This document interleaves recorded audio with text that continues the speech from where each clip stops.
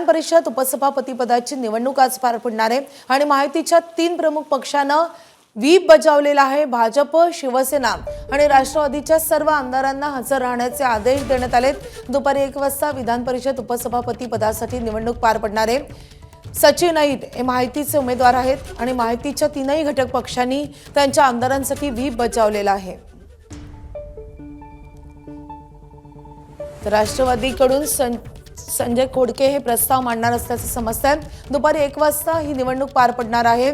भाजप, शिवसेना आणि राष्ट्रवादीच्या सगळ्या आमदारांना हजर राहण्याचे आदेश देण्यात आलेले आहेत। 3ही पक्षाकडून व्हीप बजावण्यात आलेला आहे।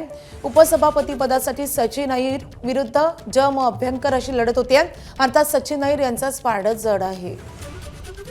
आपले प्रतिनिधी निलेश बुधावले आपल्या सोबत आहेत। निलेश, मार्गी दुपारी 1 वाजता आवाजी मतदान पद्धतीने हे प्रक्रिया पार पडताना आपल्याला पाहायला मिळणार आहे आणि या पदावर सचिन अहिर यांनाच संधी मिळण्याची आता दाट शक्यता आहे। कारण सभागृहातला जर आकडेवारी आपण पाहिली तर नक्कीच ती माहितीच्या बाजूने आहे। यातली महत्त्वाची बाब अशी आहे की एनसीपी पासून सचिन अहिर निवड संदर्भात प्रस्ताव हा ठराव सभागृहामध्ये संजय खोडके मांडणार आहेत आणि त्याला अनुमोदन हे विक्रम काळे देणार आहेत। तर भाजपकडून प्रवीण दरेकर हे ठराव मांडतील, त्याला धैर्यशील कदम अनुमोदन देतील आणि शिवसेनेकडून मनीषा कायंदे ठराव मांडतील आणि त्यांना रवींद्र फाटक अनुमोदन देणार आहेत। या वेळी सर्व आमदारांना सभागृहामध्ये उपस्थित राहिलं पाहिजे, यासाठी 3ही पक्षांच्या वतीनं आता व्हीप बजावण्यात आलेला आहे। त्यामुळे सभागृहामध्ये 3ही महायुतीचे जे घटक पक्ष आहेत त्याचे सदस्य जे आहेत ते उपस्थित राहताना दिसतील आणि सचिन अहिर यांची दुपारी 1 वाजता उपसभापती विधान परिषद अशी निवड होताना आपल्याला दिसेल।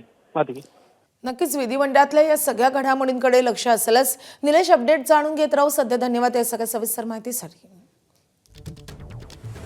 दरम्यान निवडणुकी संदर्भात सचिन अहिर यांची प्रतिक्रिया आली आहे, आपण पाहूयात।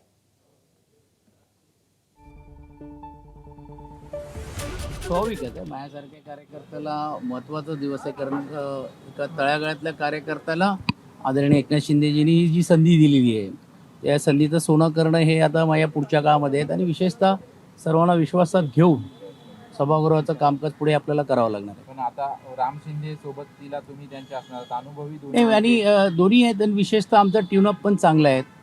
पण आता पहिला प्रस्ताव तो मंजूर होऊ द्या मग बोलतो। एबीपी माझा, उघडा डोळे बघा नीट।